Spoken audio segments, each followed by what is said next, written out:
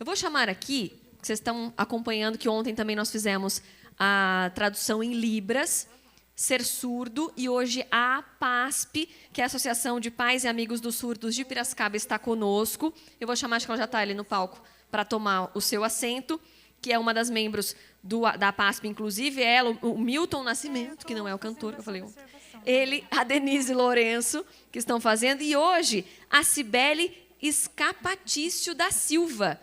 Cibele, uma querida, por favor, recebam, porque a gente está falando de não fazer nada sozinho, de ESG, que é ambiente, social, governança, mas é também sobre inclusão, sobre diversidade. E a Cibele tem uma história linda, porque ela tem mobilidade reduzida, então ela está representando a diversidade aqui também. Por favor, eu peço uma salva de palmas para ela.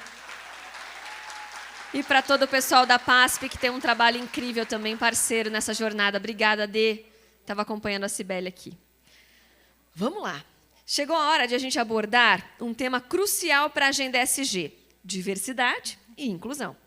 Este é um desafio urgente em nossa sociedade. Com a curadoria de conteúdo Stakeholders e ESG da FIA, nós vamos explorar a inclusão sob diferentes marcadores sociais e interseccionalidades. Pelas diversas diversidades, este painel será conduzido por, eu vou chamando um a um aqui, professor Stakeholders e ESG da FIA, da graduação e programa de mestrado da FECAP, com expertise em liderança, cultura e estratégia. Ele é também um consultor renomado, trazendo uma vasta experiência na implementação de práticas inclusivas nas organizações. Por favor, receba com uma salva de palmas, Jesus Gomes.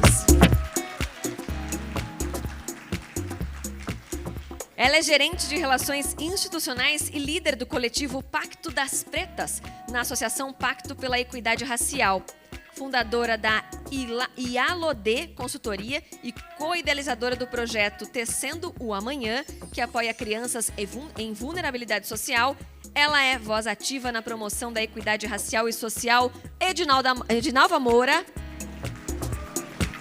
Obrigada, Edinalva. Sentadinha ali ao lado do Jesus. Agora ele, que é professor e palestrante nas áreas de comunicação, cultura organizacional e diversidade.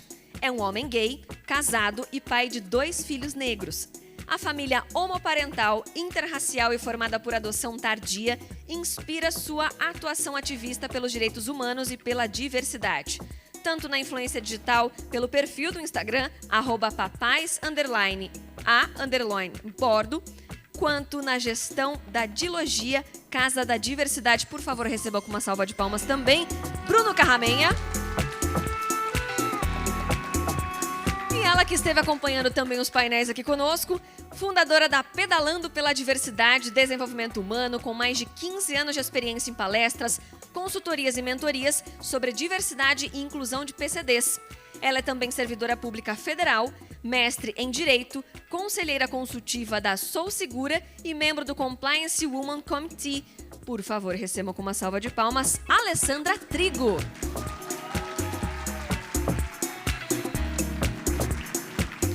Que painelzaço nós teremos agora. Um excelente painel a todos vocês. Espero que todos vocês aproveitem. Muito obrigada pela presença de todos.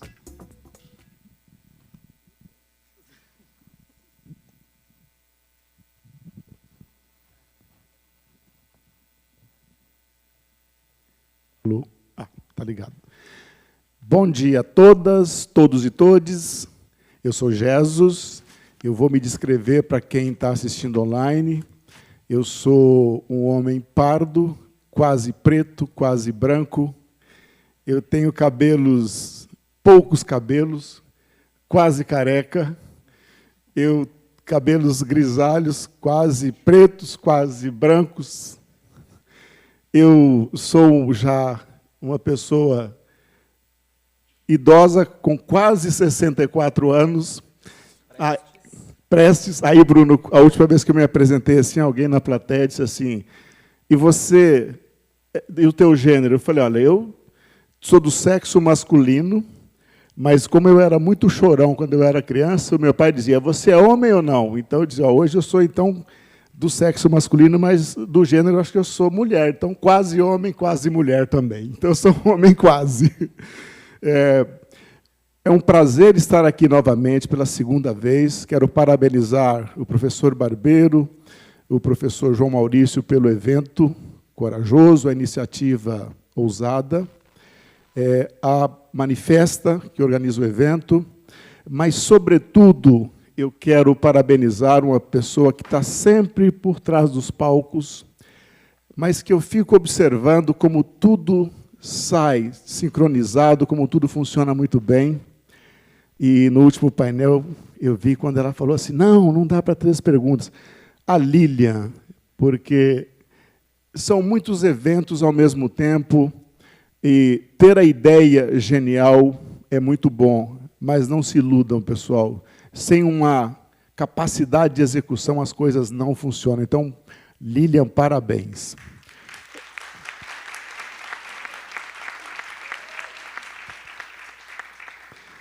Eu estou participando pela segunda vez, e é para mim uma honra, uma alegria enorme num painel como esse, com a Alessandra, a minha querida amiga Nalva e o Bruno. Então, meu papel é diferente e eu vou falar pouquíssimas palavras nessa abertura para dar o tempo todo para os nossos palestrantes. E eu não trouxe o abacaxi, Onera, porque eu não achei, mas eu trouxe um livro aqui para chamar a atenção.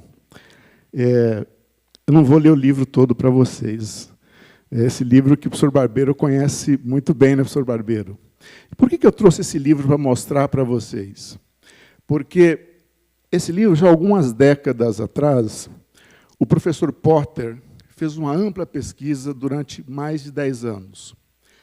Ele procurou identificar, em vários países, o que era a característica ou as características únicas que distinguia aquele país de todos os outros.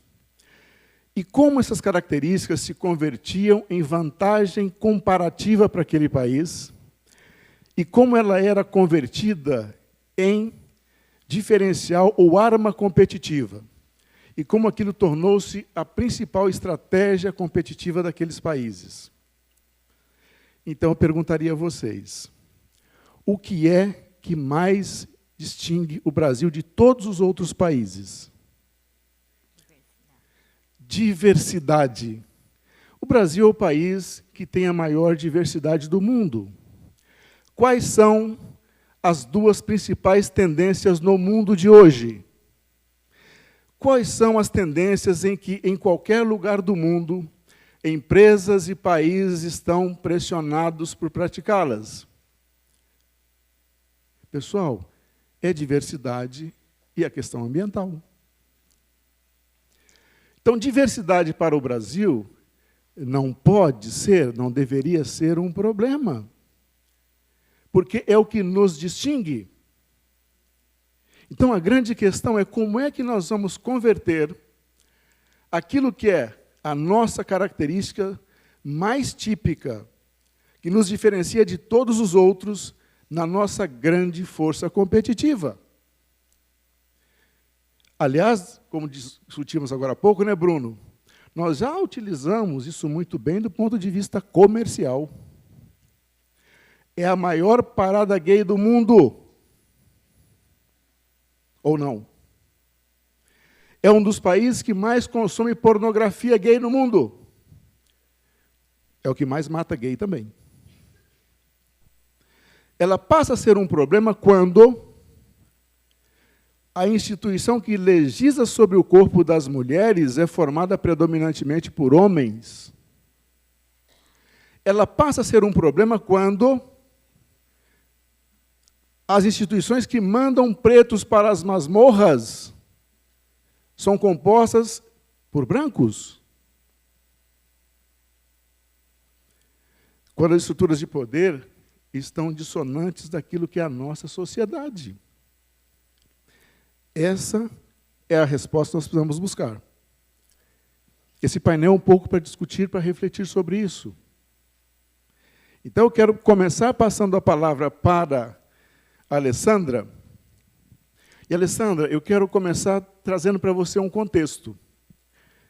Nós temos um grande amigo chamado professor Augusto Galerri, muito amigo meu e do professor Edson Barbeiro. E As empresas se queixam muito de não contratar pessoas com deficiência porque dizem, não tem profissionais qualificados no mercado. Então, alguns anos atrás, o Augusto, em contato com uma grande empresa, que num evento como esse, parecido com esse, fez essa mesma alegação, o Augusto, ao final do evento, chamou algumas pessoas dessa empresa para conversar e se propôs a gratuitamente qualificar as pessoas para essa empresa. E depois de um diálogo que parecia uma conversa de pessoas que não falavam a mesma língua, uma pessoa da empresa, falando em off para o Augusto, disse o seguinte, sabe o que é, professor? A multa é muito pequena, então dá muito trabalho lidar com pessoas com deficiência, a gente prefere pagar a multa. Então, eu colocaria esse cenário para você. Como é que a gente lida com coisas desse tipo? Bom, primeiramente, bom dia. Eu vou fazer a minha audiodescrição. Eu sou uma mulher branca, olhos e cabelos castanhos escuros. Eu uso um óculos de armação preta. Estou vestindo uma calça preta. Um twin set. Twin set aqui já mais ou menos conduz à idade, né? Sou uma mulher de 50 anos. Uso um twin set azul claro em lese. Uma sandália com bastante brilho, porque eu acredito, professor Jesus, que todo mundo, independentemente da sua diversidade, nasceu para ser protagonista e brilhar. Todos nós nascemos para brilhar. Eu gosto de fazer, antes de tudo, uma introdução que ela vai responder um pouco da pergunta do professor. Se eu perguntar para uma criança, ela olhar para a Alessandra e pedir para que ela me descreva, ela olha, fica na dúvida, e ela me devolve uma pergunta sempre. Você é adulto ou criança? Porque ela me vê pedalando. A bicicleta que ela usa, eu tenho o tamanho dela. E com toda a pureza que ela tem, ela me enxerga, sobretudo, como ser humano. Ela não enxerga a minha deficiência, a minha limitação. Ela não sabe se eu sou adulta ou criança, mas a minha deficiência não é problema. E aí a gente entra na pessoa mais antiga, que não teve contato com pessoas com deficiência, ou foi criada numa época em que nós não falávamos da diversidade como alguém capaz. Os vieses das pessoas muito antigas e que não têm um conhecimento do tema, ela olha para uma pessoa com deficiência e a primeira coisa que ela tem é de que aquela pessoa depende de alguém, de que aquela pessoa ainda não tem a capacidade plena de poder fazer suas escolhas. E isso não acontece por maldade. Isso acontece por todo o histórico que vem impregnado nela, por todas as construções que ela recebeu. A pessoa com deficiência era alguém que dependia de cuidados, ponto final. Não era alguém que poderia ser protagonista, que poderia tocar sua vida, que poderia brilhar. E se eu perguntasse, entrar numa empresa, ninguém me conhece, tá? Aqui ninguém me conhece. Eu chego na empresa, ocupo uma cadeira, independentemente liderança ou não. Qual é a palavra-chave que as pessoas, na grande maioria das empresas, vai me titular. Vamos ver se alguém aqui acerta. Eu sou a cota, gente. Eu não sou a pessoa, eu não sou inteira. E é isso, por isso que nós temos o problema de enfrentar a questão da empregabilidade. Por isso vem essas amarras da sociedade, onde a pessoa com deficiência, ela simplesmente é colocada. Não se coloca a partir das minhas características. Cria-se a vaga. E aqui, quem estava na palestra da Onara? Eu quero aqui trazer um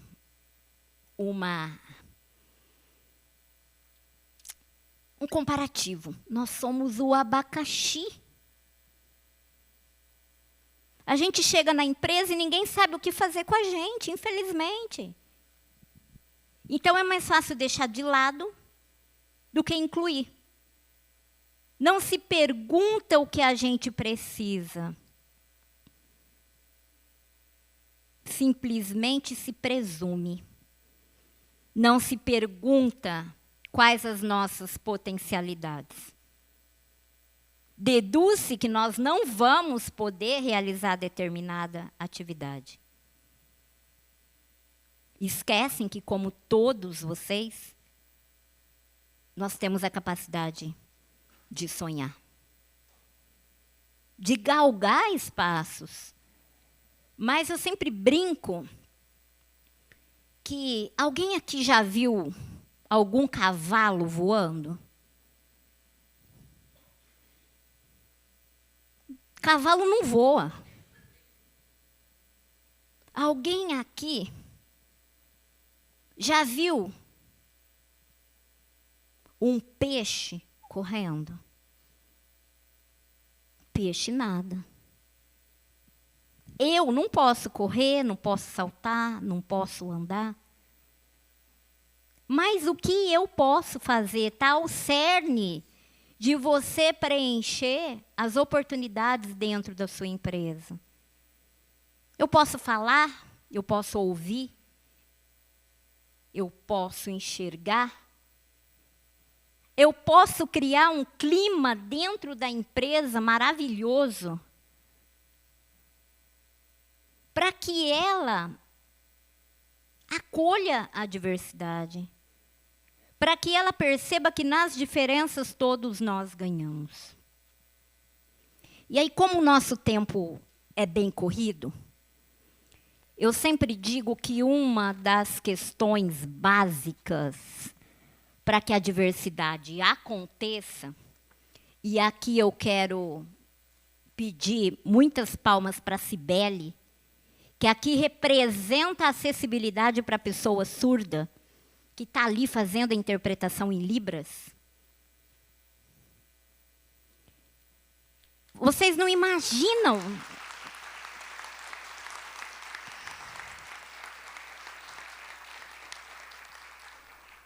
o que é chegar num lugar e não conseguir se comunicar com ninguém. Alguém sabe o que é isso aqui? Pode falar. A pessoa com deficiência, eu digo por mim, em 90% dos banheiros eu não consigo pegar papel higiênico. Parece piada, parece uma coisa muito simples. E aí eu digo que isso não é só num hotel, num restaurante, é dentro da própria empresa que eu vou visitar. Se ela não consegue ter esse olhar do mínimo para com o outro, como a inclusão vai dar certo? Eu preciso que vocês não tenham receio dentro das organizações de perguntar. Essa é a regra basilar no processo de inclusão. O que a gente precisa? É um processo fácil? Não. É difícil quebrar vieses inconscientes? É difícil porque muitas vezes nós nem temos ideia que nós os temos. Mas ele só vai ser quebrado no processo degrau por degrau. Porque o problema não é termos vieses. É não reconhecermos os nossos vieses. O problema não é não saber, é não querer aprender. Não querer ouvir quem efetivamente calça o sapato. E aqui eu gostaria de pedir a cada um de vocês que tem uma frase de Gandhi que eu gosto muito. Se eu cheguei até aqui, foi porque eu tive família, amigos e pessoas que acreditaram em mim.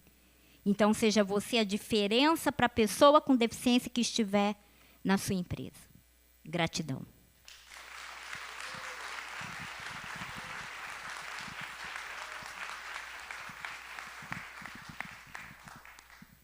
Obrigado, Alessandra.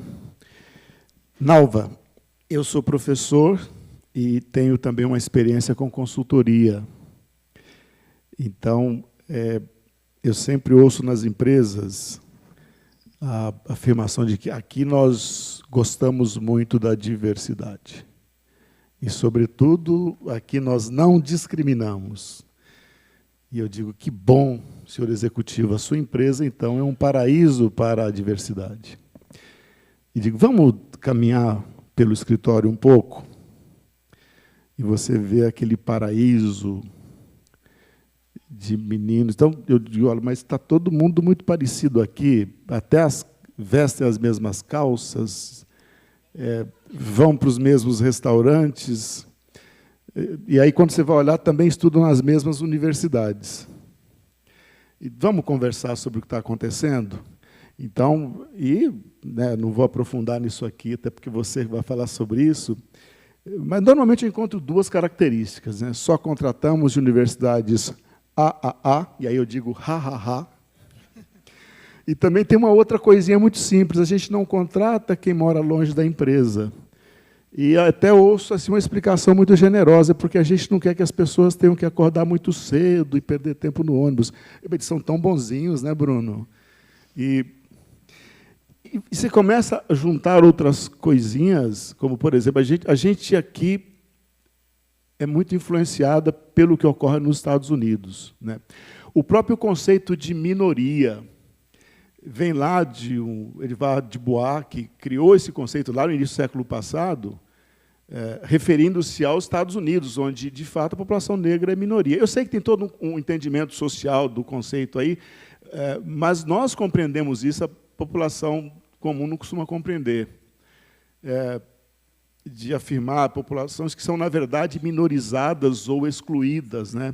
Mas os professores americanos costumam falar de mulheres e minorias, porque mulheres não são minoria nos Estados Unidos, como população negra não é minoria no Brasil. Na verdade, mulheres e população negra são maiorias no Brasil, embora sejam minorizadas historicamente. Então, eu costumo dizer que eu não uso, nas minhas coisas, minorias, eu uso população historicamente excluída, que precisa ser compensadas, reparadas historicamente, ter justiça, reparação histórica. Nos Estados Unidos, para concluir, passar a palavra para você, a gente sabe que está ocorrendo, eu diria que, retrocessos nas questões de inclusão da população negra.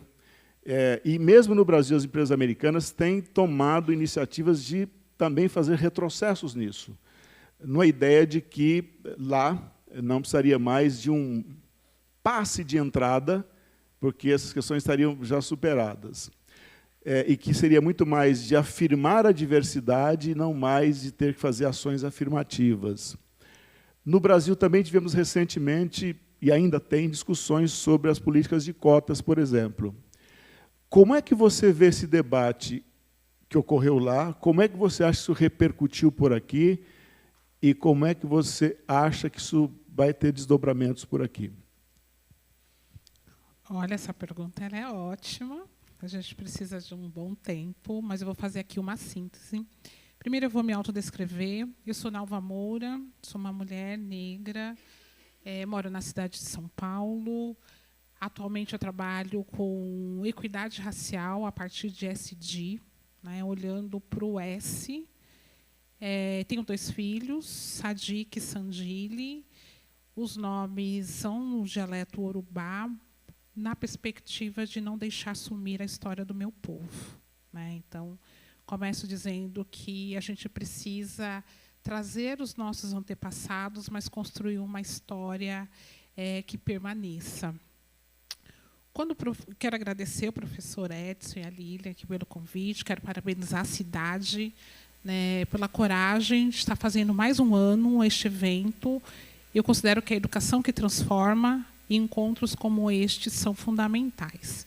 Quando o professor Jesus fala das ações afirmativas, a realidade nos Estados Unidos, primeiro a gente precisa lembrar que a realidade de como foi o período de escravização lá, bem diferente do que aconteceu aqui, né? A gente tem todo um histórico de considerar que o Brasil vive o mito, né, da democracia racial, enquanto que nos Estados Unidos tudo aconteceu muito revelado. Mas é lógico que nós brasileiros nos inspiramos, copiamos, muito do que acontece lá acaba sendo reproduzido aqui. Então, falar deste retrocesso é retroceder a história da evolução da população preta. Então, essas nossas conquistas, elas estão em xeque. Porque quando você tira de contexto a possibilidade de você continuar olhando esse movimento reparatório, continuar olhando as posições de poder, você continuar olhando educação, é tudo que a gente precisa fazer aqui e em qualquer outro país. Não podemos esquecer que nos Estados Unidos a população preta é minoritária, né? Mas se olhar os avanços, quem não conhece a história acha que é como no Brasil, né? Nós estamos falando de 13% da população preta, enquanto que no Brasil a gente fala de 56%. Então, assim, se olhar para o Brasil um pouco mais de 3 décadas, né? de 3 séculos de escravidão, a gente ainda tem muita coisa para fazer. Se pegar os nossos últimos 136 anos, né, pós período de escravização, a gente só mudou o formato. A gente ainda vive um período de escravização no Brasil. E a gente tem muita dificuldade para reconhecer. Quando a gente pensa, né, ela trouxe muito, a Alessandra, sobre vieses. O viés é o nosso primeiro... É uma crença limitante que eu costumo dizer que é o primeiro nível do desafio que nós vivenciamos no Brasil. Então, assim, é uma imagem pré-concebida que foi criada, repassada e está no nosso dia a dia, na educação formal, na educação informal. Ele está em todos os espaços. Quando eu penso, ela trouxe, né, eu me vi muito no que ela fala, de que assim, as pessoas olham e falam, e agora? Né? É uma cota? A cota é necessária para que a gente consiga demonstrar a nossa competência. As cotas nasceram com esse objetivo. Mas quando eu penso, olho para mim, meu corpo negro, que é político, chegando em alguns lugares, eu sorrio quando as pessoas me olham e eu faço uma leitura do corpo de que a pergunta primeira é: onde vai essa preta? Será que é ela mesmo? Você tem um crachá? É com você mesmo que eu vou falar? De já ter o absurdo, professor, da pessoa me perguntar se era eu que estava com a caneta na mão. É muito agressivo, não? As pessoas falam de viés inconsciente. Eu costumo dizer que é sempre um viés consciente. A partir dele, a gente chega na discriminação. Não é isso? A gente discrimina as pessoas por conta da classe social, por conta se ela é deficiente, se ela gosta do A ou gosta do B. E nós estamos falando de diversidade cultural, nós estamos falando de diversidade profissional. Como é que nós vamos conseguir chegar na equidade se a gente não romper essas duas barreiras. E aí a gente chega no racismo, não é isso? Normalmente, a gente fala de um racismo e as pessoas perguntam: o racismo é estrutural. Sim, o professor Silvio Almeida criou esse termo, o racismo estrutural, olhando para essa estrutura de Brasil. O Brasil, ideologicamente, é um país racista. Se eu perguntar para a plateia aqui, você é racista? As pessoas vão dizer não. Mas se eu perguntar se o país é racista, as pessoas vão falar, realmente são. Não bate, vocês não acham? Se o país é racista, e é uma estrutura racista, nós estamos falando de que as pessoas precisam fazer uma leitura individual, porque ele parte de uma atitude individual para pensar nas instituições, que foi o que ela trouxe, que as instituições não nos recebem, para chegar nessa estrutura de que, assim, por que a economia do país não evolui? Por que a gente ainda tem uma grande maioria de pessoas negras? Hoje nós somos 70% da população que está ali entre os mais pobres. As pessoas negras que ascenderam não passam de 10%. Tem alguma coisa que não bate, né? Se nós somos 56% da população, está naturalizado de que nós devemos ser pobres.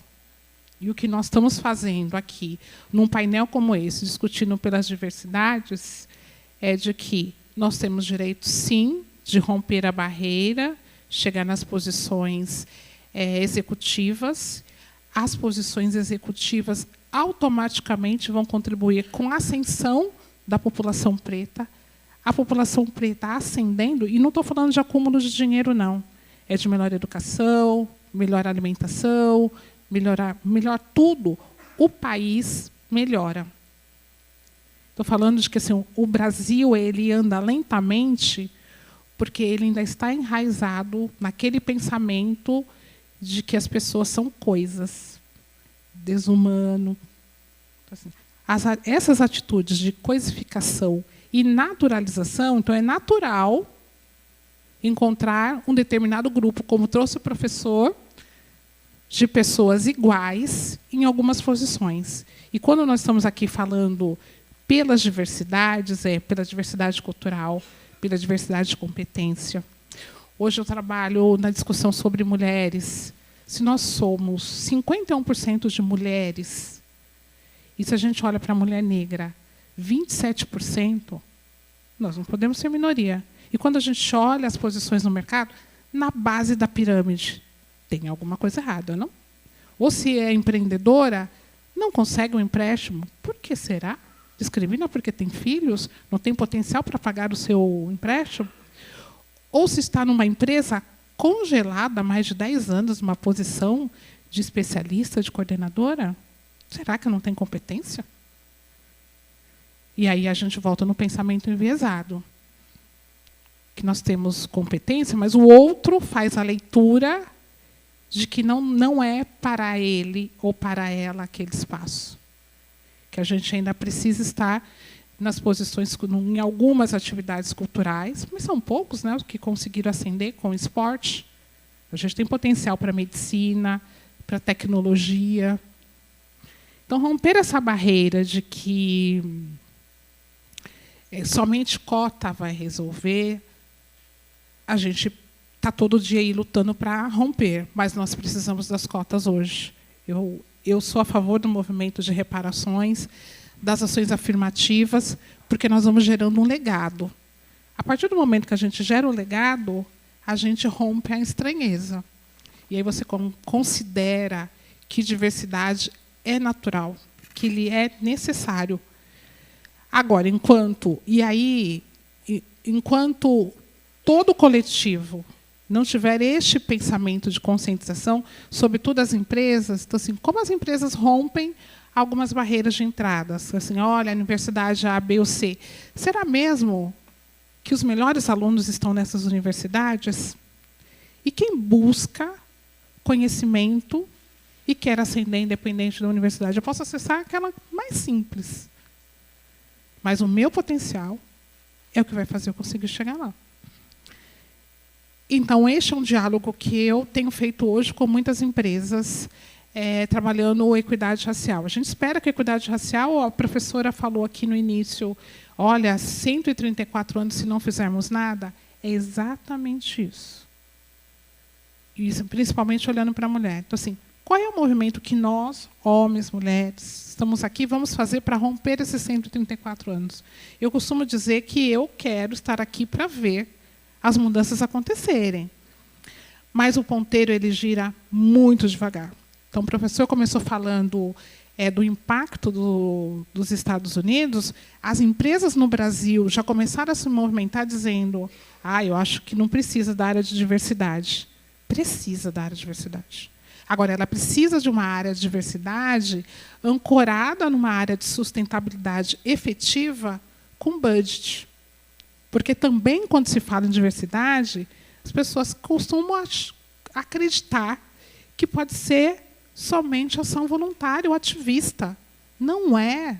Nós temos um problema no Brasil, precisamos injetar dinheiro para melhorar a educação, para melhorar o investimento aqui, melhorar ali, e a gente ainda conta com voluntariado. Eu recebi um contato agora no Julho das Pretas, em que uma empresa que acabou de aderir a um movimento de equidade, me pediram para dar uma palestra. Falei, olha, que bom, vamos lá. E na primeira conversa a menina já me falou, olha, Nalva, mas a gente não tem dinheiro, nós queremos fazer e não tem. Como que as empresas têm dinheiro para outras coisas e não têm dinheiro para olhar para o S? Não é possível. Então, todos nós precisamos fazer o movimento de letramento racial, o letramento digital, precisamos fazer desenvolvimento de lideranças, mas respeitando o profissional. Então, não dá para nós continuarmos sendo voluntários. Não dá para a gente não olhar a equidade enquanto um problema que precisa ser resolvido urgente e que depende do movimento de cada um, cada uma que está neste lugar.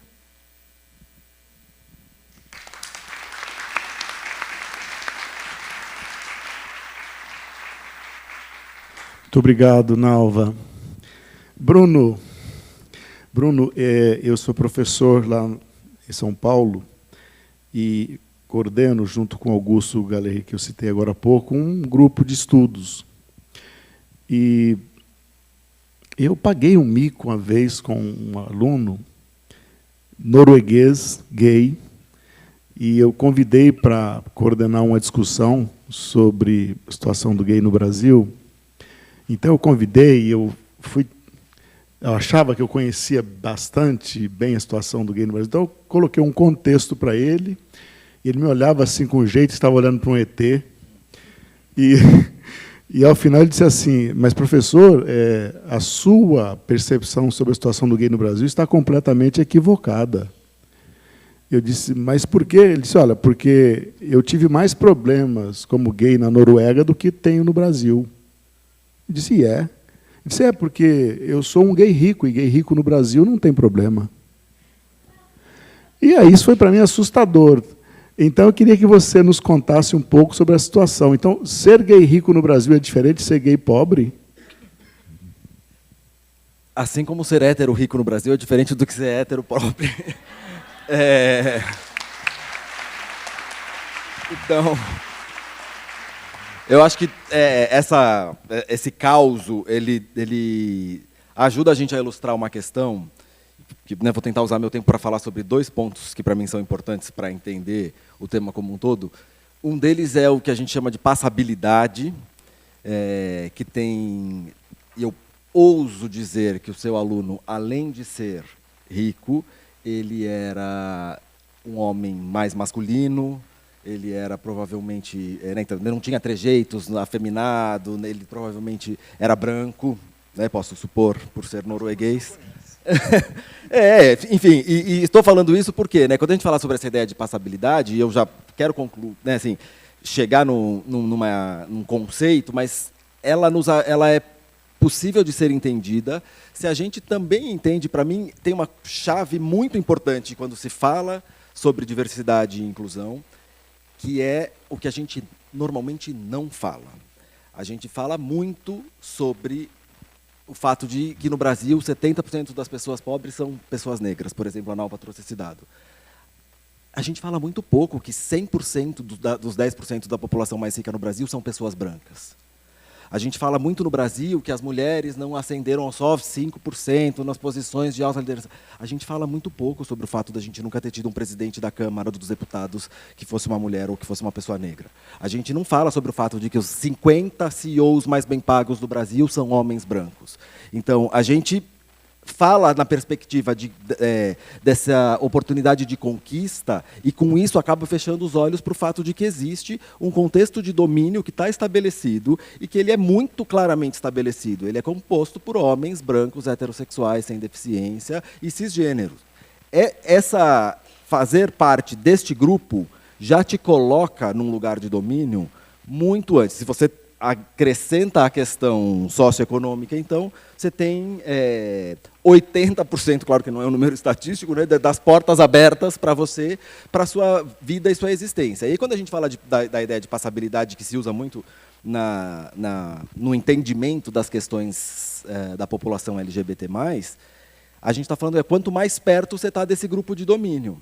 Então, se eu reconheço que, de fato, a sociedade é feita, preparada, moldada para homens brancos, heterossexuais, sem deficiência e cisgêneros, eu vou reconhecendo que tudo, o tamanho do palco, onde fica a escada, a TV que coloca, a luz, tudo, o banheiro onde ele é posicionado, tudo é feito a partir dessa perspectiva. Por que aqui fora, eu cheguei um pouco antes de começar, tinha uma fila grande do banheiro feminino e o banheiro masculino, eu entrei e usei o banheiro. Quem construiu aqui não sabe desse problema histórico desde que o mundo é mundo, de que mulheres de banheiros femininos fazem fila? E por que a gente não pensa numa solução para isso? Quando a gente vai num teatro, vai num cinema, vai num show, você vai com uma mulher, você já fala, bom, vai indo lá que eu vou assistir o show, que depois você volta, porque eu sei que você vai pegar uma fila. E essa é uma questão que está posta, está dada, e a gente simplesmente, como sociedade, não olha para isso. Ah, Bruno, mas é uma questão fisiológica. De fato, mas quantos centenas de anos a gente tem banheiros no formato que a gente tem e a gente nunca foi capaz de pensar numa tecnologia ou mesmo em um espaço maior, minimamente que fosse, para resolver uma questão tão simples. Mas não está impactando os homens brancos, heterossexuais, cisgêneros e sem deficiência. Então, não parece que seja um problema, né? Que a gente precise... Para que a gente vai problematizar uma questão tão simples como essa? E aí, na questão LGBT, o que acontece é, quanto mais próximo você está desse lugar de domínio, maior é a sua passabilidade. Então, por exemplo, eu sou um homem branco, né, olha, já me deixa lá bem perto. Eu sou um homem cisgênero, né, ou seja, eu me identifico com o gênero que me foi atribuído no meu nascimento, então estou mais perto. De dentro de tudo que tem ali, eu não tenho nenhuma deficiência, de tudo que tem ali, eu só tenho uma coisa que me diferencia ali. Eu não sou heterossexual. Então, eu sou um homem gay, mas a minha passabilidade ela é muito alta. Então, eu tenho uma facilidade de transitar nos espaços onde essa turma domina, porque eu faço muito parte dessa turma. Se eu fosse igualmente um homem, só que eu fosse, por exemplo, afeminado, quase, ou uma pessoa transgênero, se eu fosse negro, se eu tivesse alguma deficiência, isso vai me afastando desses lugares de domínio, e isso vai deixando, talvez, o contexto da existência de uma pessoa LGBT, como você provavelmente talvez tenha observado naquele contexto que você descreveu para o seu aluno, que ele chegou aqui sendo europeu, né, já tinha, por si só, os tapetes estendidos para ele pela nossa existência cultural eurocêntrica.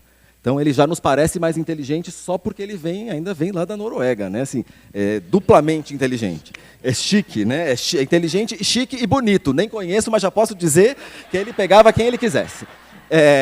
Então, a gente cria essa... Né? Enfim, isso tem tudo a ver com os vieses e a forma como a nossa sociedade foi sendo construída. E aí ele vai viver uma realidade... Se ele era um estudante universitário, ou seja, tem o nível socioeconômico também agregando a sua passabilidade. Não tem problema nenhum. Imagina, é ótimo ser gay aqui no Brasil. É ótimo se você não é uma bicha preta da periferia. né? Se você não é uma mulher sapatão masculinizada, enfim, o tipo de existência ele faz bastante diferença. E a gente só consegue se dar conta disso quando a gente entende, na minha perspectiva, quando a gente dá visibilidade para o fato de que tem gente mandando e tem gente sofrendo. Né? Assim, tem gente se dando bem e tem gente se dando mal. E as pessoas que estão se dando bem se parecem muitíssimo entre elas. E as pessoas que não se dão bem, aí tem, né, um contexto de diversidade maior, mas se parecem muito menos com esse grupo que está no domínio. E aí eu acho que se a gente não lutar para a tomada dessa consciência, e aí quanto mais próximo você está de lá, tomar essa consciência para entender como é que você usa isso a favor de uma transformação social para sermos o mundo que a gente quer, a gente fica... Aí eu acho que é onde as empresas ficam patinando no discurso. É claro que eu quero diversidade, mas quem não quer, gente? Bom, eu também quero ir para a Disney, eu também quero, né, sei lá, eu também quero emagrecer, eu quero tanta coisa na minha vida, né? Agora, o que eu faço efetivamente para ter diversidade? Onde que, de fato, eu coloco esforço, energia, dinheiro para mudar uma situação que está posta e que me favorece? Né? Porque essa é a questão. Quem toma a decisão está sendo favorecido por um contexto maior do que ele. Não estou nem falando sobre corrupção e, né, enfim, tramóias e falta de compliance, mas estou falando de um contexto que está posto ali, que favorece a si, favorece aos seus. E aí a gente vai mantendo uma dinâmica que, para mim, é prejudicial. E aí, seja ela para a vertente de diversidade que for. Quanto menos parecido você tiver lá, menos oportunidades você vai ter. Então, essa é a leitura que eu faço do teu colega, do teu aluno.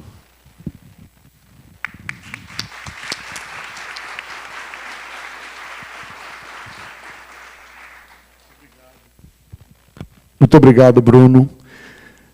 Aberta a palavra. Perguntas, comentários? Aqui já temos uma. Temos microfone aí, Daniel? Alguém que possa... Temos sim, professor. Ok. Temos um aqui. Alguém quer fazer pergunta? Aqui, já Tem temos ali, um ó, aqui. Dri, por favor, leve para nós. Aqui, ó.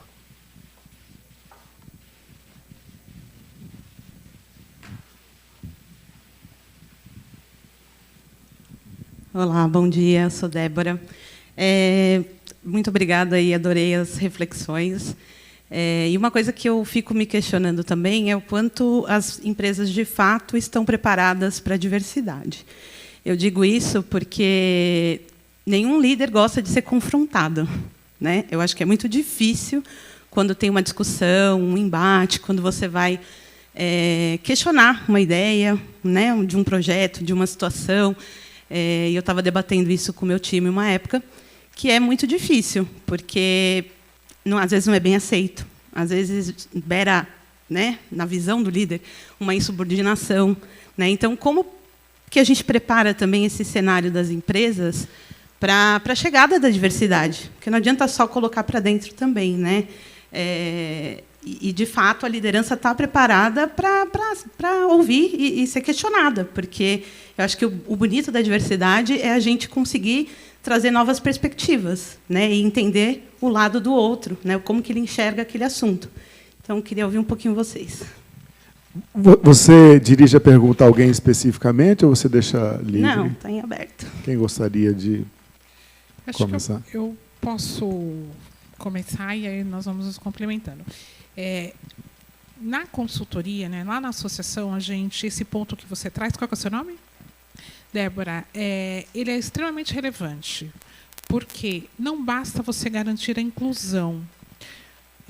Os dois lados precisam ser preparados. Eu costumo dizer que a gente prepara, faz o desenvolvimento das pessoas diversas e, no contraponto, todos os profissionais também precisam ser preparados para receber aquela equipe.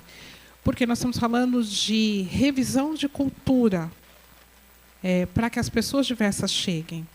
Tem uma pesquisa do McKinsey que vai dizer que quanto mais diverso, melhor para a empresa, até porque nós estamos falando de diferentes olhares. Costuma trazer um recorte para o financeiro, mas eu costumo dizer sempre que, assim, para além do financeiro, você cria com pessoas diferentes. Mas se você não cuidar da inclusão, se você não cuidar da representatividade, porque também, às vezes, as pessoas falam somente uma, e eu costumo dizer uma pessoa não basta. Porque senão ela vira um totem, vira um chaveirinho. Isso é horrível. Então, se nós estamos falando de diversidade, vamos fazer diversidade na prática. Então, você inclui em diferentes áreas, em diferentes posições, porque também é muito comum você querer colocar na base da pirâmide. E o que nós estamos dizendo é, precisa fazer diversidade em todos os níveis. Qual é o plano estratégico da instituição para garantir? E aí você tem a inclusão, a representatividade e a garantia da permanência. Porque senão vira ali uma roda, a pessoa entra, não se adapta ao clima, à cultura organizacional e vai embora. Aí você tem o movimento de começar de novo. Então, treinamentos, mentorias, acompanhamentos, tutorias, tem que fazer parte desta meta de inclusão, para que as pessoas, no seu momento de dor, ela também consiga trocar. Quando ela achar que está faltando algum recurso, ela consiga dialogar. E aí eu costumo dizer também que as universidades corporativas das instituições precisam funcionar, porque é ali que você retroalimenta o sistema. Bom, eu gostei muito da sua pergunta e eu complementaria dizendo que quando você fala em incluir, não basta eu treinar um departamento específico de uma empresa. Eu tenho que envolver a empresa como um todo. É do CEO ao chão de fábrica. Porque o CEO, muito provavelmente, não vai conviver com a pessoa com deficiência. É quem está ali com ele. Ele precisa acolher, ele precisa receber. E quando nós falamos em capacitação, gente, não é de um dia para o outro. Não adianta contratar a Alessandra para ir fazer uma palestra na empresa para que eu mude a cultura. Eu planto a semente para que a cultura seja modificada. Mas, como bem ponderou a Nalva, eu preciso de métrica. Eu preciso desenhar um modelo ideal para que juntos nós caminhamos no processo de evolução dessas métricas. Eu quero ter uma empresa inclusiva, o que eu preciso para que essa empresa seja inclusiva? Ela tem um RH preparado? Ela tem acessibilidade para acolher todas as pessoas? A liderança, como está?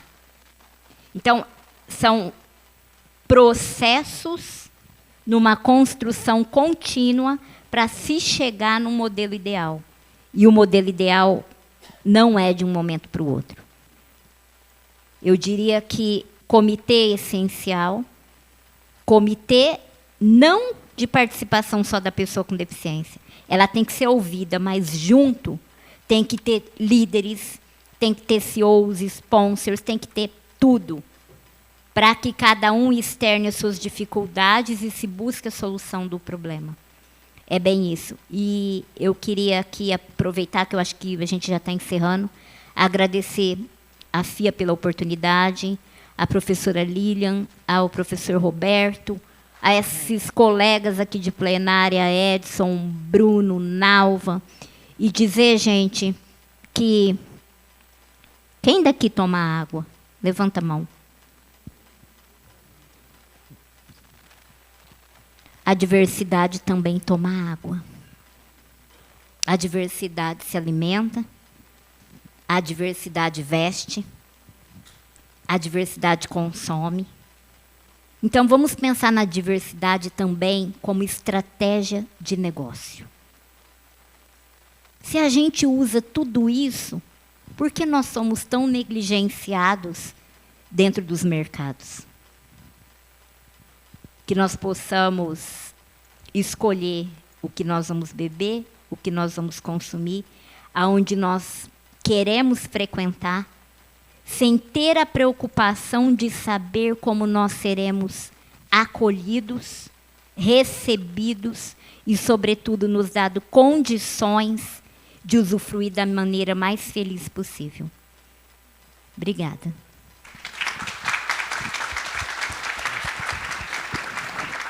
Eu queria fazer uma adição só, e bem rápida, que eu acho que tem a ver com... que vai extrapolar essa perspectiva de uma política de diversidade, que para mim tem tudo a ver com a tua pergunta, que é como a gente fomenta o consumo da diversidade para além das palestras de uma pessoa negra no Dia da Consciência Negra. Então, assim, quem são as pessoas que a gente admira? E aí eu digo isso, né, claro que individualmente essa reflexão deveria ser feita, mas acho que no contexto empresarial, então, assim, quem são as consultorias que a gente chama para os nossos projetos de negócios? Quem são os gurus que a gente ouve e quer saber sobre? Quem são? Então, assim, essas referências, quando elas vão sendo postas, se a gente mantém as mesmas referências, lê as mesmas pessoas e acredita nos mesmos pensadores que estão ali formando essa estrutura, a gente vai se afastando da ideia de que pode vir de uma ideia, de uma noção de diversidade, alguma coisa positiva.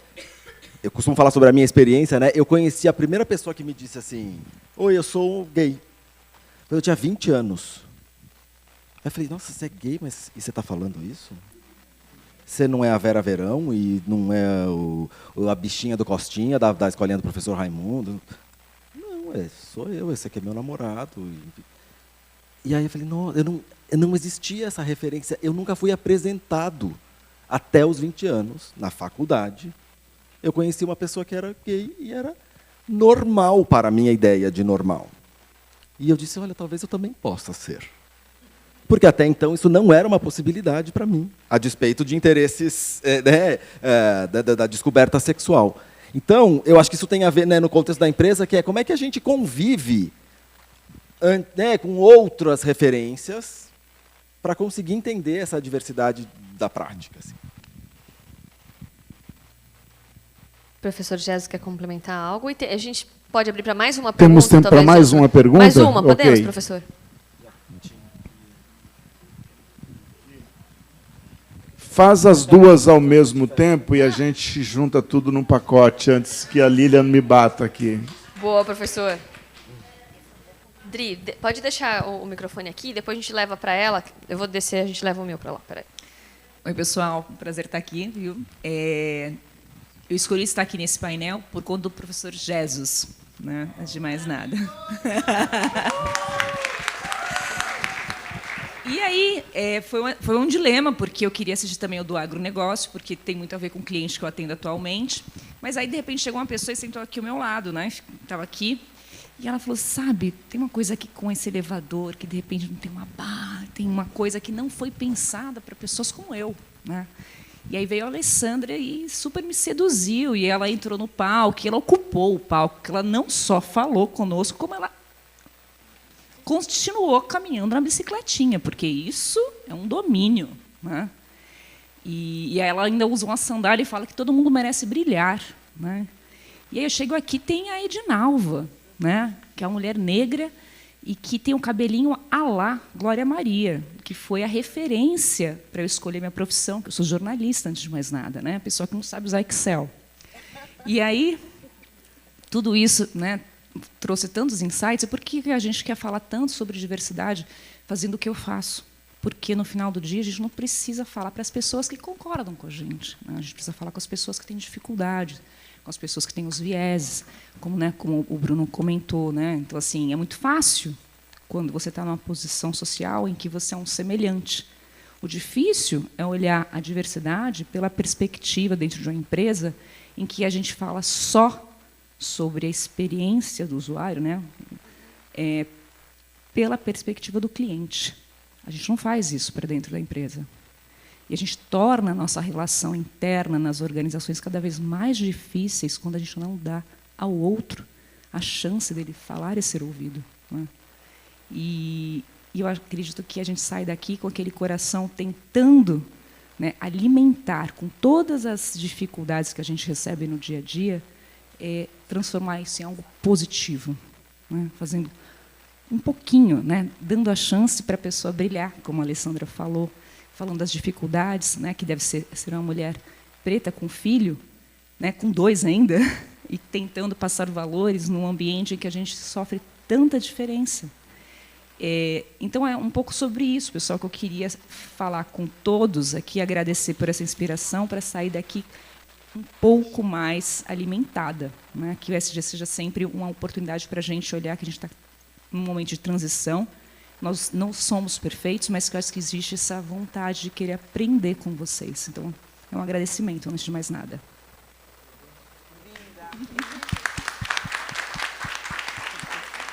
Eu sou a Gisela, eu sou colega de classe da Kelly, aluna do professor maravilhoso Jesus, e a gente aqui, a gente está muito tocada com isso, porque quando a gente é muito envolvida com toda essa parte de implantação de projetos, eu estou aqui realmente para fazer um apelo para nós. Se nós estamos aqui, a gente tem algum tipo de privilégio, ou pela nossa cor, ou pela nossa posição no trabalho. Nalva, eu luto muito pela parte em usar o meu privilégio em ser uma mulher branca, em ser antirracista. E eu lutei pelo meu privilégio de também, dentro da empresa que eu trabalho, ser uma decisora em insistir no pagamento da capacitação de todo o nosso time para o letramento racial. Através, não sei se você conhece o Uber Clemente, que eu tive o prazer de trabalhar há muitos anos, e que ele faz um trabalho muito importante. Nós, aqui, pessoas brancas, que, infelizmente, não vão atrás de um letramento também racial, não sabe quando a gente pode falar uma mulher preta e uma mulher negra. Então, é tudo muito primário, né? E a gente empoderar os nossos parceiros de trabalho, isso é muito importante. Então, primeiro, é essa parte da gente lutar. Não, nunca deixar um profissional dar uma palestra sem pagar. Precisamos, sim, utilizar o nosso privilégio, direcionar a nossa verba para que todos saibam o que é ser uma pessoa antirracista, como tratar o nosso cliente quando ele sofreu um crime de transfobia ou homofobia, e a gente não ter medo de falar a respeito disso em qualquer local, com qualquer pessoa, ela sendo decisora ou não. Hoje, aqui, a gente teve, além dessa parte do brilho de vocês, muita inspiração. A gente volta assim, realmente fortalecido, e eu quero agradecer de verdade essa grande oportunidade que vocês proporcionaram para a gente. Obrigada.